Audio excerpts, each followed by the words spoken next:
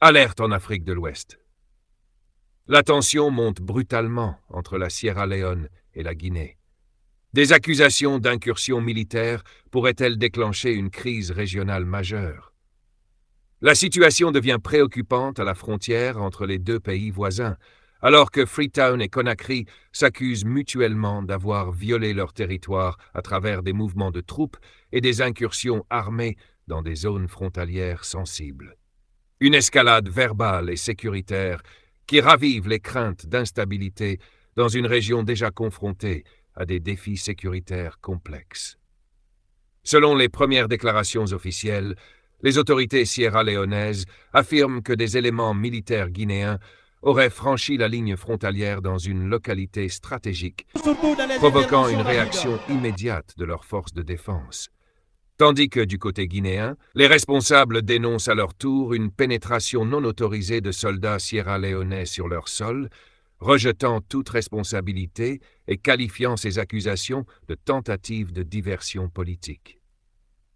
Cette montée des tensions intervient dans un contexte régional fragile, marqué par des transitions politiques délicates et une surveillance accrue des frontières en raison de préoccupations sécuritaires liées au trafic transfrontalier, à l'orpaillage clandestin et aux mouvements de groupes armés non étatiques.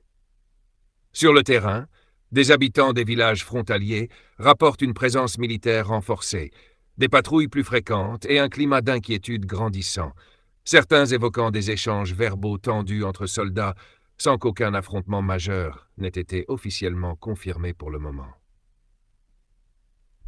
Les analystes rappellent que les frontières héritées de la période coloniale en Afrique de l'Ouest restent parfois source de contestation ou d'ambiguïté, notamment dans les zones rurales où la démarcation précise peut être difficile à identifier, ce qui peut provoquer des incidents involontaires rapidement amplifiés par les déclarations politiques.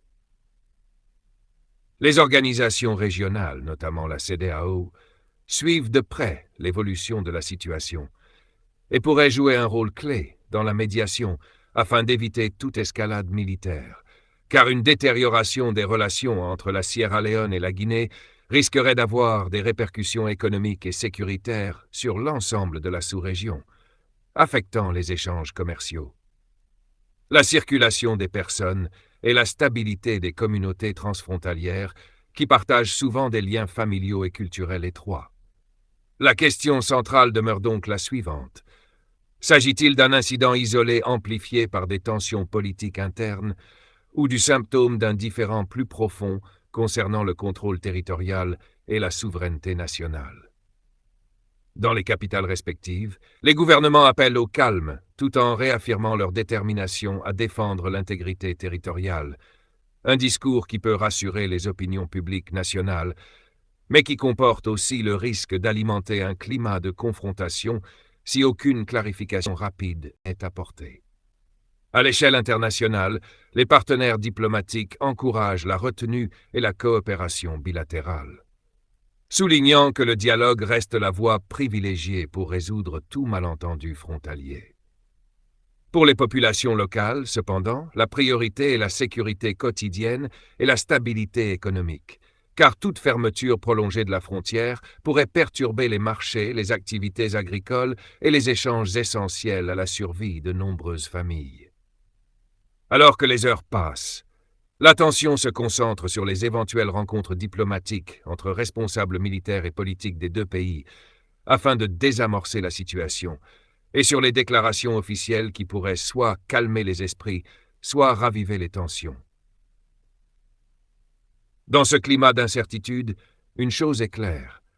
La moindre étincelle dans une zone frontalière sensible peut rapidement devenir un enjeu national et régional, et seule une communication transparente, un mécanisme d'enquête conjoint et une volonté politique forte permettront d'éviter que ces accusations croisées ne dégénèrent en crise ouverte, car au-delà des discours et des postures stratégiques, c'est la stabilité de toute une région qui est en jeu.